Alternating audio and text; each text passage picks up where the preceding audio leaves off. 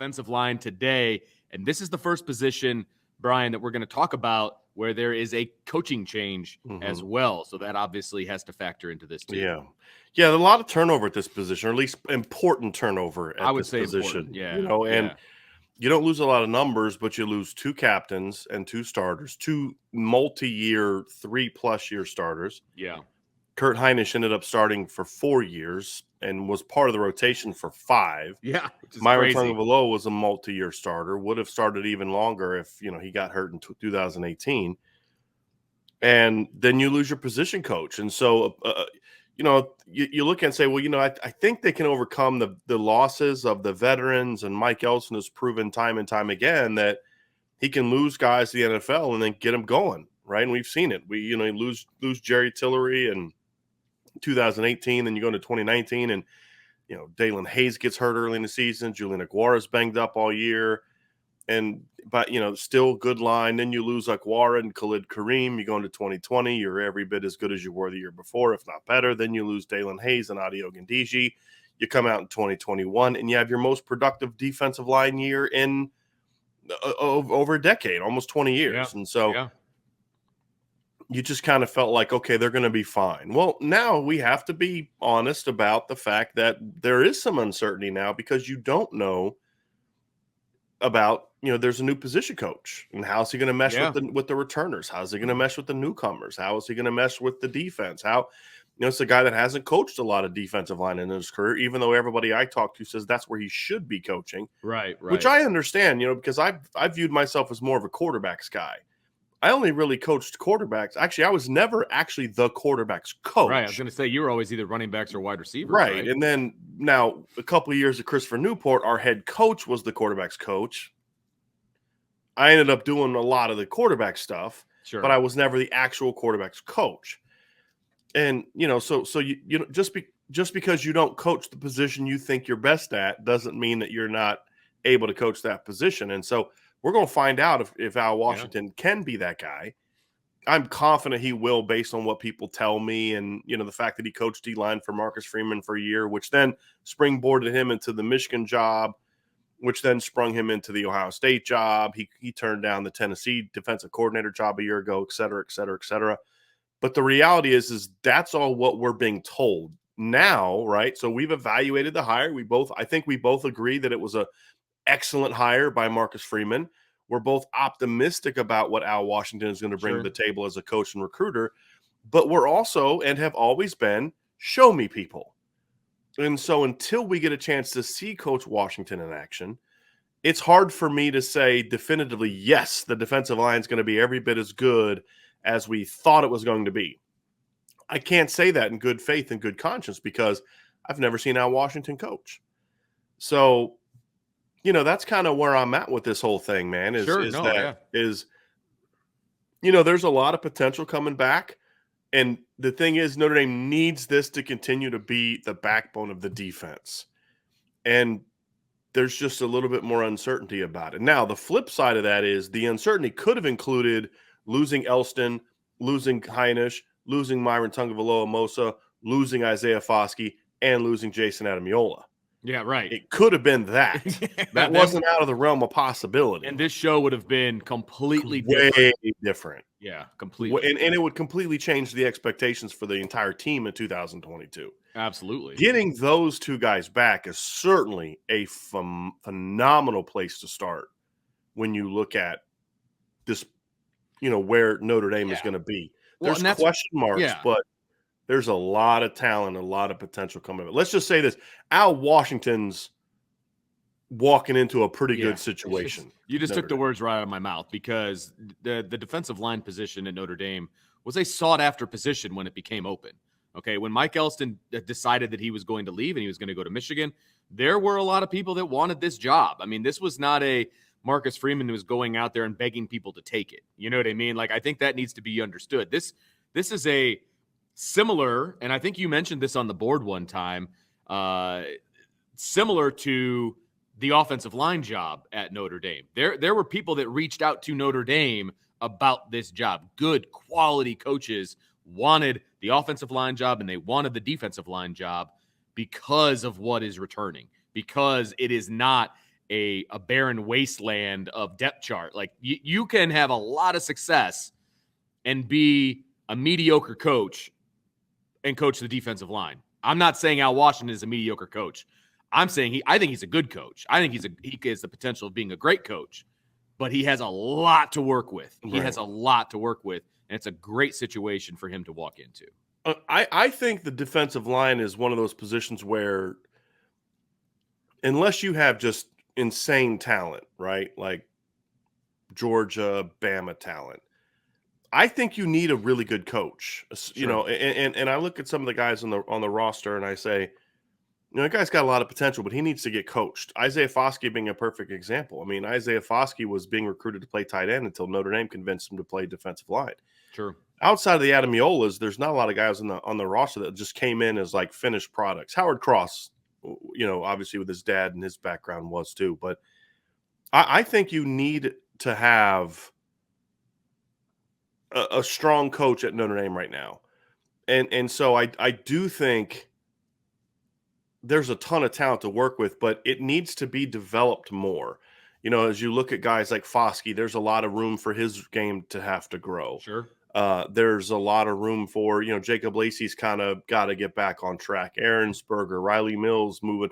There's a lot of moving pieces. And those moving pieces are why I probably have a little bit more, not concern, but just questions now than I would have 2 weeks ago, simply because of the unknown of, I can only speak to things I know. Sure. And things I see and things that I can evaluate. I can tell you what other people have told me about Al Washington, but I can't tell you from firsthand experience. So but again, people that I trust are like, just trust me, this is going to be really good. I'm like, all right, cool.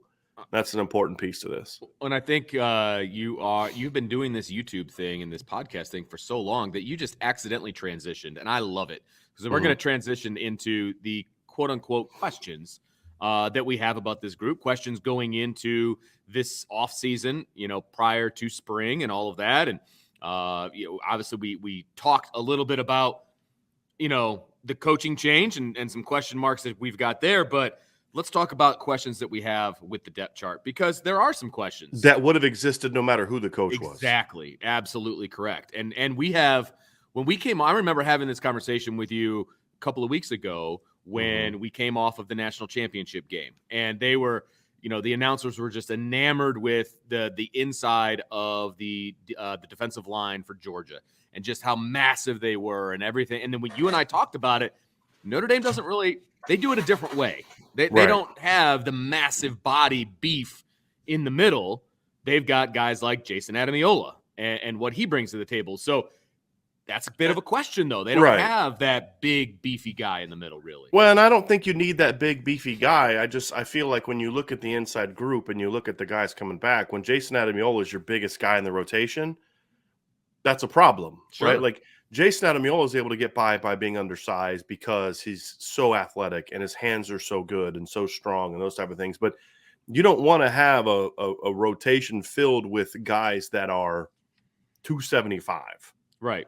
And that's a concern that I have coming into this year. I mean, Kurt Hinish is not really a big guy, but at least he brought some beef to the table, 290 to 300 pounds. And, I am a little concerned about, can this group hold up? Like, if you look at Howard Cross's production this year, Vince, if you and I were to sit down and go through his best games and when we felt he played at the highest level, most of those games were games where his reps were down a little bit. Sure. Because he can just come in and be quick and be fresh and be athletic. Yep. And you kind of look at it and say, okay, well, how's he going to be if his reps have to get upped? Or will they get upped? Will Jacob Lacey take on some more of those reps? Well, okay, he's only 275 now. Can he get back? He lost weight because he had to get his shoulder right. Does that mean he can put on 10 more pounds or 15 more pounds? That's a question mark. Can Aiden Keanaaina and Gabriel Rubio, the guys that have the beef, can they step up and provide more? And that's a lot of the unknowns. And the encouraging thing for me, or if I'm Jacob Lacey or Gabriel Rubio or Aiden Keanaaina or Alexander Aaronsberger, Nana, Will Schweitzer, anyone that's not a really proven part of the rotation or not a starter, I'm almost kind of happy that there's a position change, Because normally when you have a position change, it's kind of like, okay, everybody gets an equal opportunity to impress me. Sure. Hey, I know what the film said, but look, this guy's outplaying you right now. That's all I can go on is what I'm seeing in the workouts and what I'm seeing in practice. So I think in one area, that's a place where one of the positives of the coaching change is sometimes guys are like, well, I'm at this spot and, coach likes that guy. And it may not be the case. Coaches don't always have favorites, but players think that they have favorites sometimes, right? And sometimes coaches have favorites subconsciously. It's not even like, and so now it's like, okay, look, I've got my chance to now go impress a new coach because he's coming in with a blank slate. Now, look, Al Washington's going to watch the film from last year. Of course, right? He's not going to go into the spring blind. But that's not what you tell your players. Right. And I don't care about last year. And it's to a degree, it's true. I mean, you need to know what you're working with. Of course. But you don't necessarily, and you need to know who's going to be, you line up with the first team on the first day of practice. But you can make that decision based off of January, February, and March leading into practice. Who puts in the work in the weight room and all these other kind of areas. And so I think it's an opportunity for the players who maybe weren't part of a rotation to come in there and say, and then the benefit for the older players is you're getting a different voice. You're getting a different coach. I mean, like, I don't know how much more Isaiah Foskey can learn from Mike Elston. And even more so, I don't know how much more Jason Adamiola and Justin Adamiola can learn from Mike Elston. Foskey probably a little bit more because he's kind of, he's a little more raw, right? I mean, as far as with technicality stuff, yeah.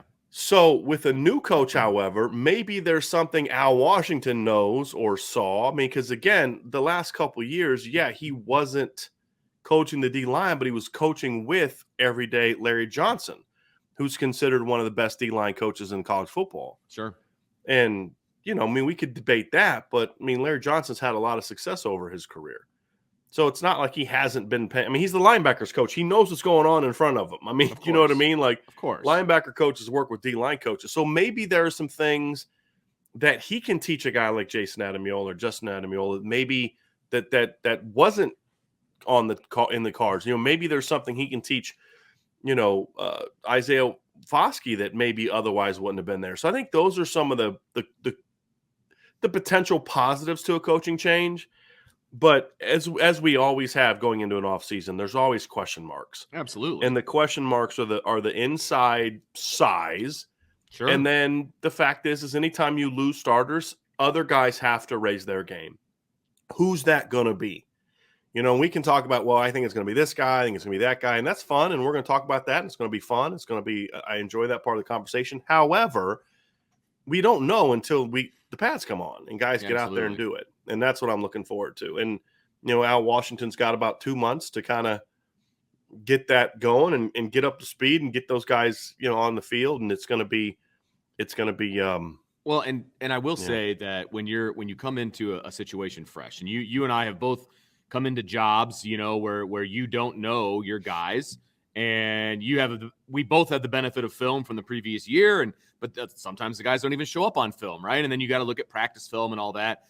And there's guys that will impress you January to middle of March without any pads on, right? Mm-hmm. And then you put the pads on and, oh, okay, well, there's so-and-so, or so-and-so isn't really who I thought that they were, without pads. Like, it definitely changes. And you have to kind of ride that wave as a coach. And you talked about biases for coach. I really find that to be interesting because I very readily fight the biases. You have in my to, head. but you don't always know it, right? I mean, no, you're absolutely right. I try to like put it in the forefront of my head. Like, okay, I know I love this kid, but I've got to see what this kid can do. You know what I mean? Like, and it's there, and it comes from trust. It comes from working with guys for a long time. And when you kind of have a depth chart in your head, it's hard to get those new guys involved. So when you're a new guy coming in and all of that is fresh, because it is fresh. It's not like Al Washington is going to have a long involved conversation with Mike Elston about what he's leaving behind. Right. Not going to happen. You know what I mean? Like, that's not going to happen. Nor necessarily should he. I mean, he needs to needs to talk to Marcus Freeman about that. And he needs to. A lot of coaches kind of look. I want a fresh start. I want these kids to be able to show something to me. I don't want to hold something against them that maybe there was a conflict there that it doesn't exist for me. And look, and he can pop on the film to know what's there. I mean, and it's not just game film. So, well, how's he supposed? There's a ton of practice film of all these other guys that have played. And, like if let's just say Aiden Count-On was on scout team all year. I'm not saying he was. I'm just making a point. Sure. And you go pop in a couple weeks of scout team film. Hey, look, let me get some, because it's all saved. Oh, yeah. And you just pull it up. I mean, just go to the computer and bam, pull it up. Yeah. And you can watch, hey, look, I want to watch, when they were getting ready to play Oklahoma State or when they were getting ready to play Cincinnati. I want to see the film of Aiden Count-On that week in practice. What kind of look did he give? Right. And those are things you can always learn about players when you're having those, when you're kind of trying to learn about your team. You're going to ask other coaches about guys. I mean, you're going to get their opinion. I mean, that's number one, how you get to learn about your guys, but it's also number two, how you ingratiate yourself with the other members of the staff on the defensive side of the ball. You know what I mean? I mean, you're going to ask people's opinion, but then at the end of the day, you got to make your own opinion. And that's kind of the fun part of coming into a program fresh and new. And it's fresh and new for the coach, and it's fresh and new for the players. And so there might be a guy that, turns up and we don't even see it coming. You know what I mean? And all of a sudden they're a serious rotation player in the spring. And you're like, oh, okay, that's awesome. You know what I mean? So that's kind of the unknown for me as well, is like, okay, who's going to be that guy? Because I anticipate that somebody is going to step up, and Al Washington's going to be like, okay, this is a dude. Let's see what we can do with him. And that's always the fun of the offseason and of spring practice, and especially when you get a new coach in there. Yeah, and that's what we're going to learn, right? And that's part of the fun. That's part of the fun of this whole thing, right? And that's part of the fun of the offseason, and that's part of just just as a coach, that's part of the fun too, because every team has its own dynamic. Like, look, we've talked about losing Kurt Hinish and Myron Tagovailoa. Well, who steps into that leadership role? From what I'm hearing, the two guys stepping into that role, and I've heard this from multiple sources, are the two Adamiolas. Both of them are stepping into leadership roles. Love it. Justin's kind of always had that to him, but from what I'm told, like late in the year, Jason actually started becoming more of a vocal voice with people, including, some teammates that he didn't think were necessarily completely bought in. And so, you always like hearing those kind of things, because you can't force leadership on players. No, you can't. You can't. And that's when leadership is bad leadership. Right. When you're forced to do it. And that's tough. Yeah. And you just don't want you need it to emerge organically to really have true leadership. And look, you lost two great leaders in Kurt Hinish and Myron Tagovailoa. Agreed. And now you're going to have to replace them. And I kind of like the idea of Jason Adamiola stepping into that, because to me, when I look at a guy like him, I'm always a fan. And Brian Kelly has talked about this. Other coaches have talked about this. And this is something that I believe Marcus Freeman's going to adopt too, is you can't force your best players to be leaders, but you always love it when your best players are your leaders. No doubt. Because, and that's what, like, we've talked about this, I think about a week ago we talked about this, but I remember interviewing Alex Bars, and I remember interviewing Robert Hainsey and asking them about this, and they're like, Quentin Nelson was not only a great player, but he was such a hard worker and such a leader that you had to live up to a certain standard every day, because you knew and Alex would say, yeah, Q would get on you if you weren't bringing it, but it wasn't, you didn't even need that. It's like, when our best player's doing this, I have to do that, because if he's setting that standard, I got to live up to that, right? Usually it's like, well, the best player can get away with not working as hard because he's a dude, right? And people understand that it's sort of that unwritten rule of football, which I don't love, but it's a fact. It is what it is. But when your best player's your hardest worker, or has the, is a guy that's going to get in your face if you're not bringing it. Right. Boy, I better bring it today. And that's how you get better. That's how you make a good team. So if that can continue, and the Adamiolas can continue to step into that role, I think that's good for Notre Dame. Because I don't necessarily want Isaiah Foskey stepping into that role, because he's more of a quiet personality, and I want him leading by example. And that's where I want Isaiah. I mean, not every leadership role is filled by someone who does a lot of this, right? Jason Adamiola by nature is a very strong-willed guy that'll speak his mind. when he was younger, that was a bit of a problem, right? Because you're young, you're less mature, and you don't always say what needs to be said or say it at the right time. As you get older, it becomes a major strength because you've evolved and learned from a guy like Kurt Hinish and Myron Tungavaloa and Dalen Hayes and Adetokunbo Ogundeji and guys like that of, hey, be yourself, but understand that there's a right and a wrong way to go about it, a right time and a wrong time, and those type of things. And I think that's allowed Jason to step into that leadership void because he's always been a guy that had he's always been comfortable speaking his mind. Now that he's a fifth-year senior and he's more experienced and more of a veteran player, he's been through those battles. It's going to come with a lot more, okay, Jason's talking, shut up and listen. Yeah. Because now he is the veteran guy. He is the leader of that group. And I think that's a positive. So, yeah. So let's